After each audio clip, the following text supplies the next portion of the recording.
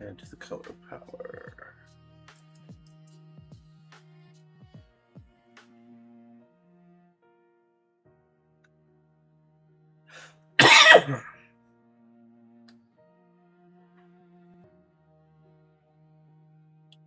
Okay, thanks again for stepping in. And I'm going to whirl you guys a tale right now about something we all got in common, man. Like our relationship with the color red, right? Like this is about the color red fundamentally. And our experience with the color red is different from any other colors, man. Like red is the only color that really like you don't want a problem with red, right? Like when you think about it, like red's the color of I don't want no problem with you, right? Because red is so strongly associated with passion and blood, and we understand these two things can get vastly out of hand. So red, it means a lot, and red's been with us since our earliest time. Like before red was this color of anger and romance and war or even revolution, it was one of the most basic things ever. Red was among the first colors that we ever messed with in art. Like before there were red clothing, we had discovered red earth. Red earth is always there, like natural red, right? Ochre contains iron oxide, and this is basically the same element that makes iron rust. So it naturally appears red. So you could collect this in the ground, you could crush it into powder, you could mix it with water, animal fat, plant oils, like whatever, right? And that mix could be applied to all kinds of things like stone, wood, human skin, or the bodies of the dead. So this didn't just happen in one civilization either.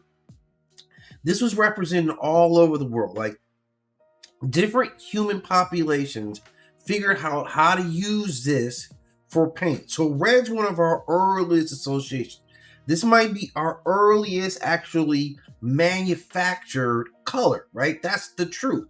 And the first red, like we see this all the way back to like Eastern Africa. Some early humans were collecting and processing iron ochre hundreds of thousands of years ago. And this red ochre was also found in the Middle Stone Age in tools in Kenya dating back to approximately 320,000 years ago. So we cannot assume that all these tools were for the same purpose, like they were all symbolically for the color red or whatever. But there was some reason that they chose to use red as a marker, whatever that reason is. Since even like 164,000 years ago, people at the Pinnacle Point in South Africa were using red ochre as in ways research would associate with symbolic behavior. They've seen archaeological digs with old kits containing like ichor, charcoal, and other materials mixed together to make markings. This is like early workshop stuff. So there's a lot. Humanity didn't just like bump into red. Like red was something that it's been right there with us. It's one of the first colors, probably the first color that we actually were like, yeah, we're marking stuff in red. Yeah. Oh, look at this. I made it red. Whatever, for that reason. And then we also use red like in our body. A lot of body paint for sunscreen and insect protection. We use it for decoration, obviously. Group identifications. You can throw up your set, right? Ceremonial markings, art, adhesives, like all this stuff was a part of it.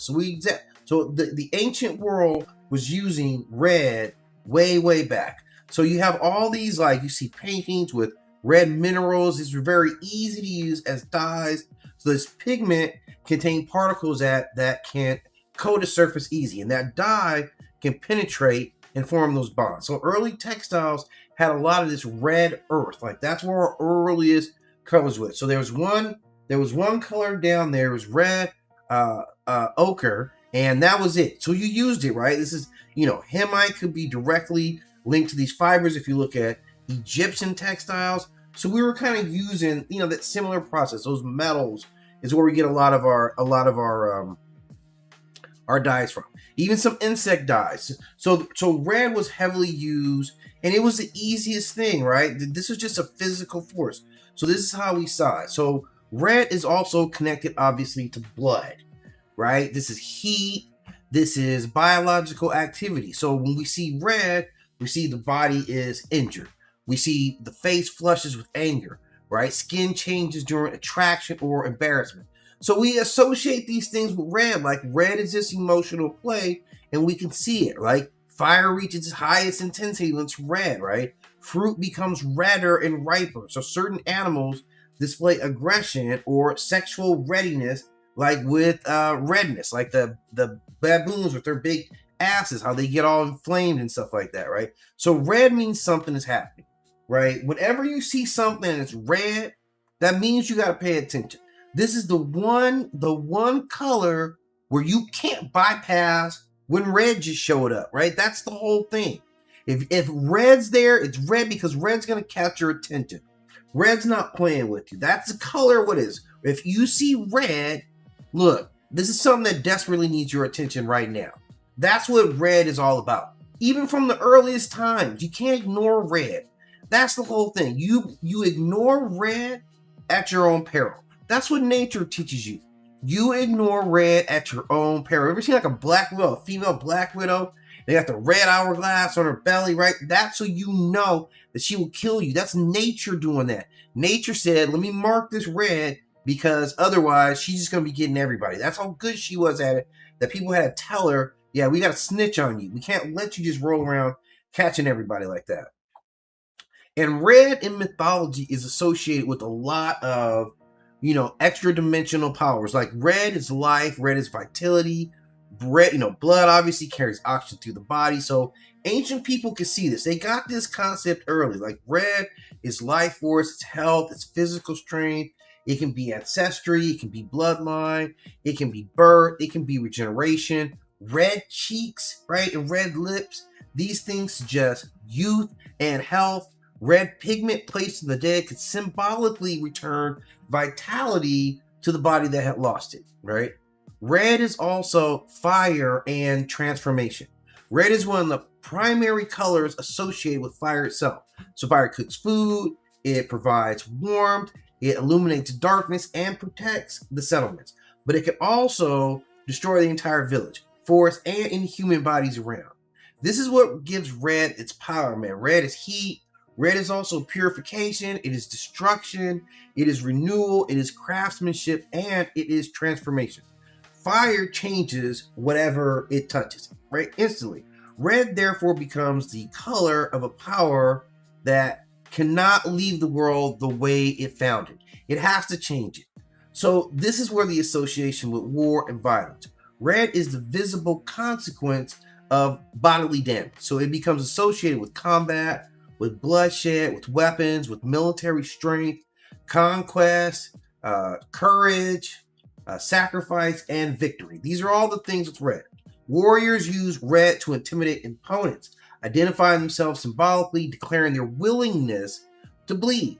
Red does not just distinguish the victor's blood from the victim's, it glorifies battle while quietly revealing its price, which is blood. Red, though, is also passion and sexuality. Red is connected to the biological arousal, like very cleanly.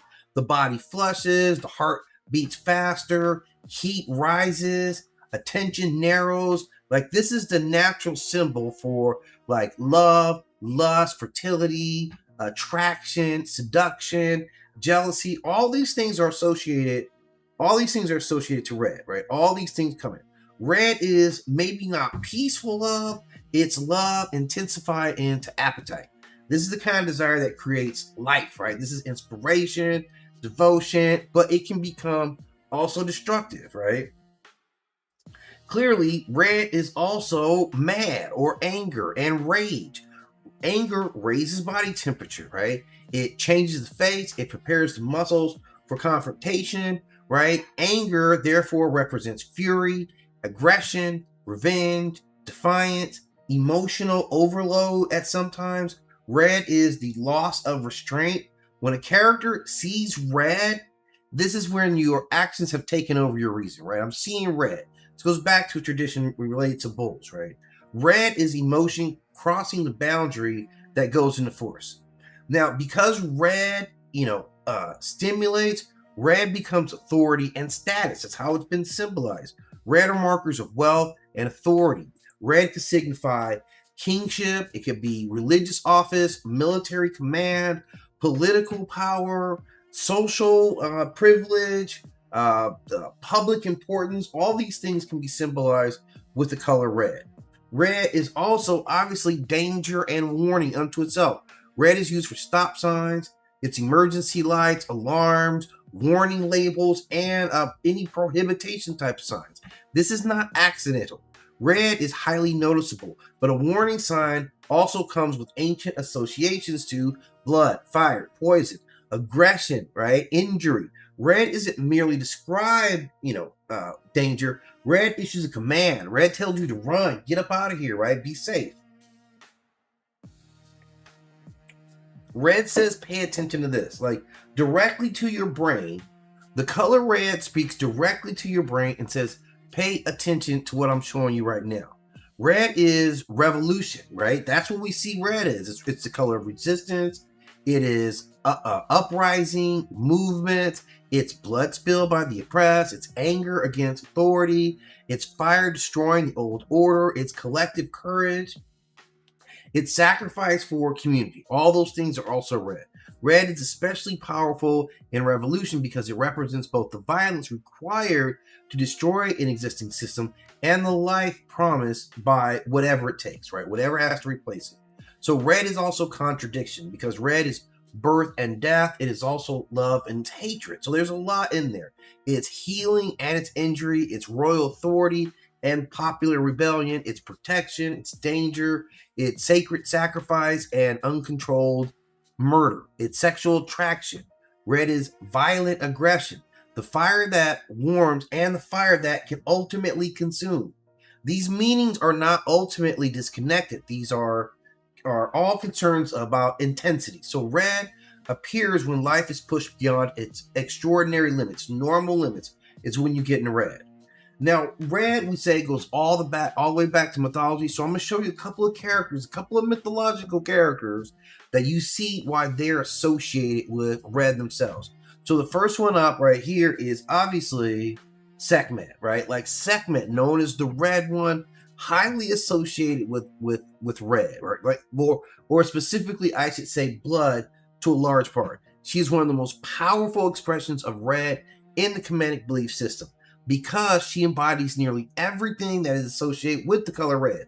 She's got blood, she has heat, obviously anger in copious amount, she is danger, she is war, disease, protection, vitality, and restoration. So her red isn't merely a decorative choice. This burns, it's infections, it's all the things that she embodies as this nectar. So she represents a terrifying truth that the same forces capable of preserving life can also destroy life. That's Sekhmet. She's a lot of that in one. She's a contradiction. Now, we know her as this very powerful lion goddess, she who is powerful, or the powerful one. She's associated with the scorching heat of the sun, war, destruction of enemies, bloodshed, and divine punishment, pestilence, epidemics, and disease. She's also associated with medicine and healing, protection of the king and the cosmic order, the dangerous power of Ra. She manifests that burning power. That's who she is. Now, she's normally depicted as a woman with the head of a lion or wearing this solar disc and the raised cobra known as the Urus. All right, the solar disc identifies her as a daughter and manifestation. That's the important part of Ra, while the cobra represents her divine authority and the power to strike enemies. So the lion is the ideal form of Sekhmet. She's the powerful hunter. She's a very fierce protector of the young. She's capable of sudden coordinated violence, right? With no rational thoughts behind it. Sekhmet carries all three qualities. She is the hunter, she is the mother, and she is the divine defender.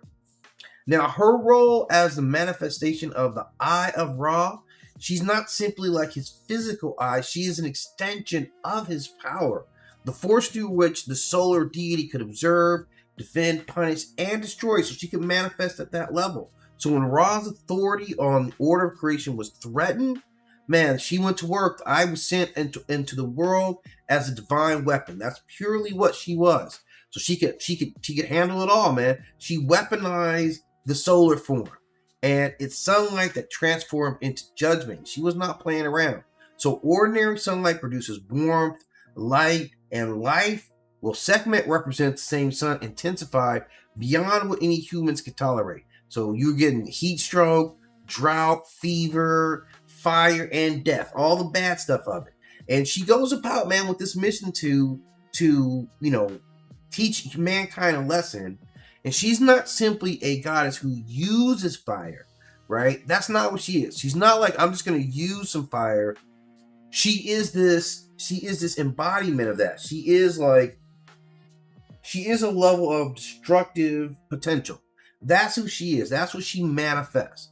So when we read about her, like you can read about her in the book of the Heavenly Cow, and there's a story about her in which when she set it off on mankind. And this is the thing about this type of flame, about this type of fire, about this type of Nectar goddess right here. When she was sent to punish those rebels, when Ra got challenged and she was sent out to punish, she started slaughtering humanity, right? Just slaughtering people, right? And once she started, she couldn't stop. And she became like just out of hand. None of the gods, like, people were stepping to her and she was like, yeah, whatever. If I were you, I'd mind my own business. Like, essentially, right?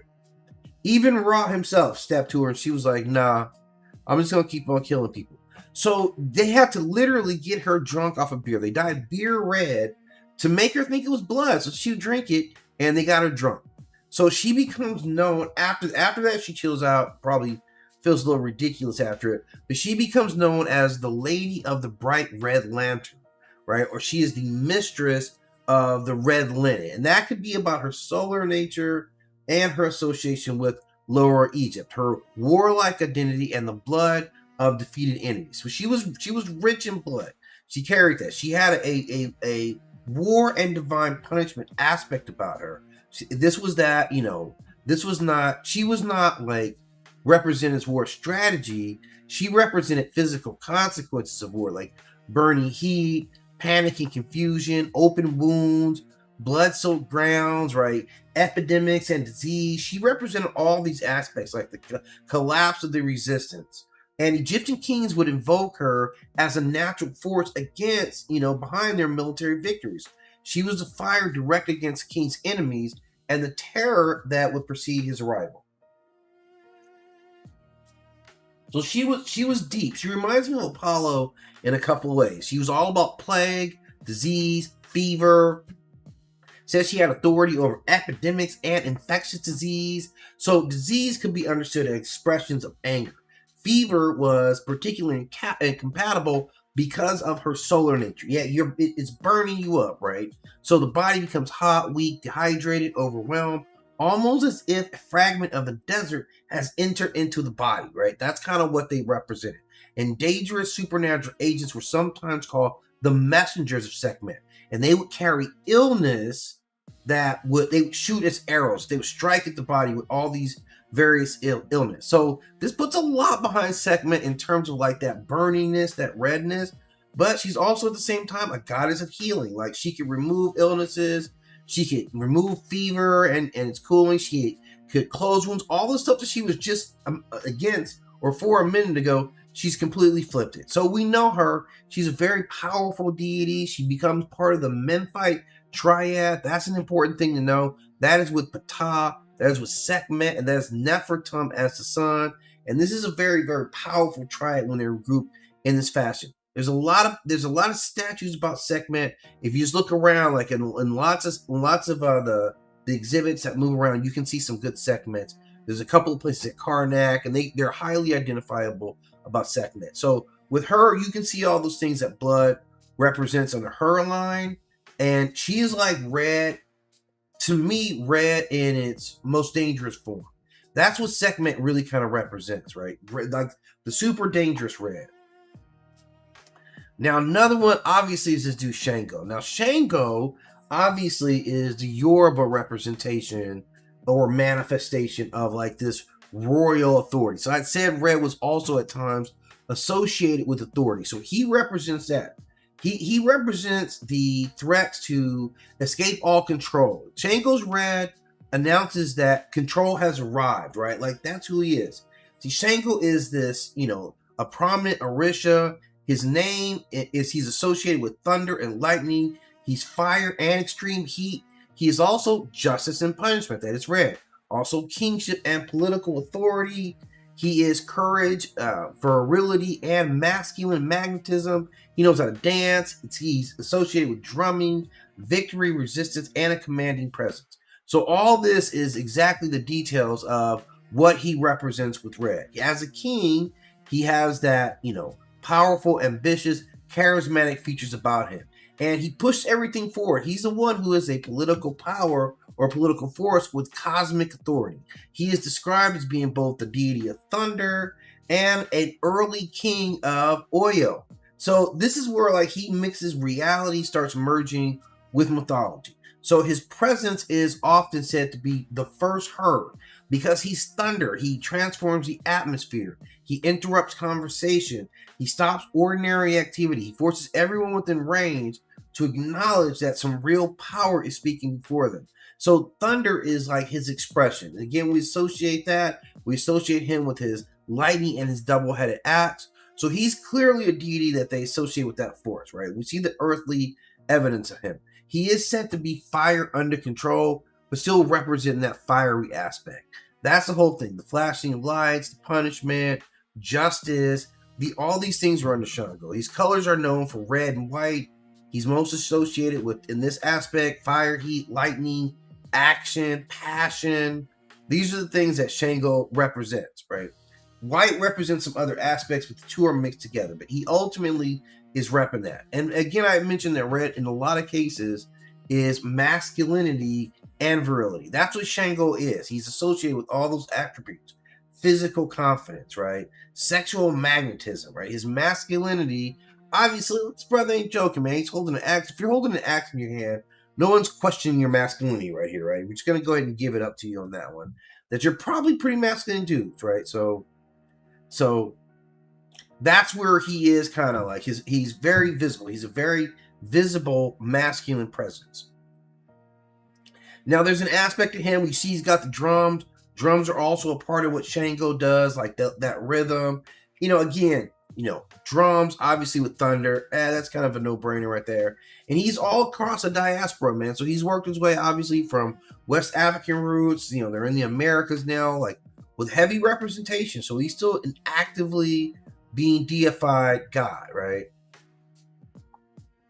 And then there's another red. It's this guy. This is Shepa Totek. And this is our Lord, or the flayed one, right? This is a major deity represented by the Mexica and other Mesoamerican people. He's associated with spring and agriculture renewal, seeds and planting, fertility of the earth. It's warfare and captured warriors, sacrifice, death followed by regeneration, metal workers, and goldsmith, and the direction going east. He's identified as a part of their cosmology, the east being the direction of the rising sun. So he was associated with red, and all this was placed under his authority. Now, one of the disturbing things he's always mentioned as, the flayed one, or the one with flayed skin. And this is something that it's a feature that is important to understanding him, because it's not just gore for gore's sake, right? This discarded skin represented an old surface that had to be removed before new life could emerge, which still is kind of creepy to me as well. So I guess in that aspect, you would say it's like a seed having to lose its shell, right, in order to prosper. I guess it's that type of, that is kind of what his representation was. So all these kind of come together. We see like in ancient mythology, clearly like they were using the color red. Like it was very important in like how they represented various gods, right? Then obviously in modern myth, we start doing the same thing with other characters. And the Red Hulk, man, this is one of my favorites. This is all red. It's rage, it's heat, it's escalation. Like this is kind of the crazy story. This is Thaddeus Thunderbolt Ross, who spent all that time chasing down the Hulk, who finally gets this same power himself, and now he's military rage, right? He's a different kind of rage. So he's more like, emotional suppression, like from all this wounded stuff. So he's control, it's national pride. This fool becomes president too.